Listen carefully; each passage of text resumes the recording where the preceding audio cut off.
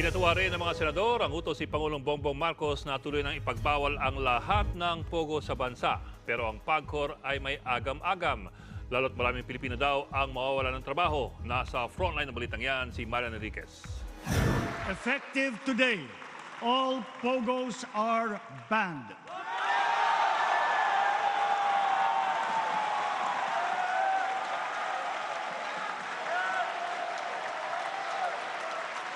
Ikinatuwa ng mga senador ang anunsyo ni Pangulong Bongbong Marcos sa kanyang ikatlong State of the Nation Address na ipagbawal na ang Philippine Offshore Gaming Operators o POGO, lalo na sina Senator Risa Hontiveros at Win Gatchalian na nangunguna sa investigasyon ng POGO sa Senado.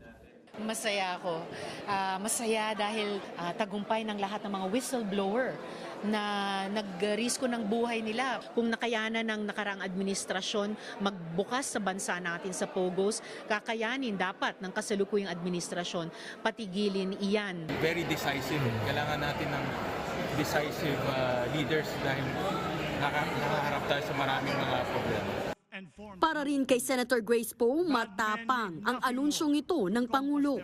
Nagkaroon ng political will ikumpara sa mga nakaraan na ngayon sinabi niya ban na ang POGO itong December. Ayon naman kay Senator Raffy Tulfo, patas lang nabigyan ng palugit na hanggang Disyembre ang mga POGO bago tuluyang umalis sa bansa. Para maayos lahat ng dapat ayusin, hindi naman pwedeng bigla isasara. Paano naman yung mga mawawalang trabaho, may mga Pilipino din kasi nag-work doon. So very fair yung end of the year.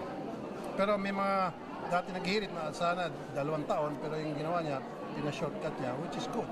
Ang Philippine Amusement and Gaming Corporation o PAGCOR susunod naman daw sa utos ng Pangulo, pero aminado silang marami ang maapektuhan. Nasa higit 40,000 daw na manggagawang Pilipino ang mawawalan ng trabaho. Bukod pa dyan ang mga negosyong tatamaan ng pagsasara ng mga ito. Yung concern mo ngayon ay dadami illegal, ay siguro kailangan talaga ang pakikipag-ugnayan sa law enforcement agencies.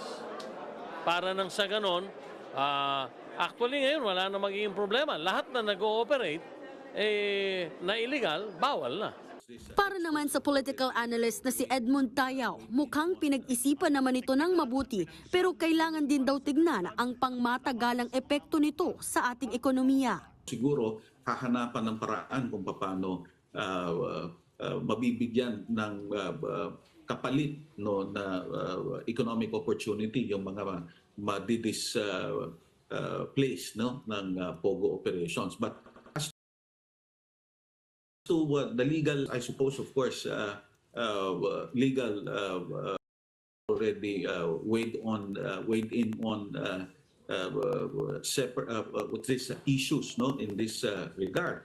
I don't think the president and the policy makers surrounding him would mention publicly something that is not implementable.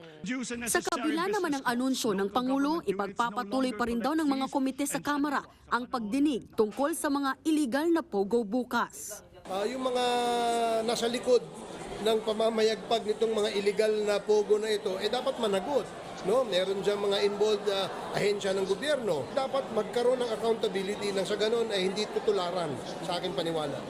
Nagbabalita mula sa Frontline, Marian Enriquez, News 5. Mga kapatid, Ed Lingaw po, maging maalam at may pakialam sa mga napapanahong balita sa ating bansa. Para sa mas malalimang pagtalakay at paghimay sa mga issue at headlines, tumutok lamang at pag-subscribe sa social media pages ng News 5.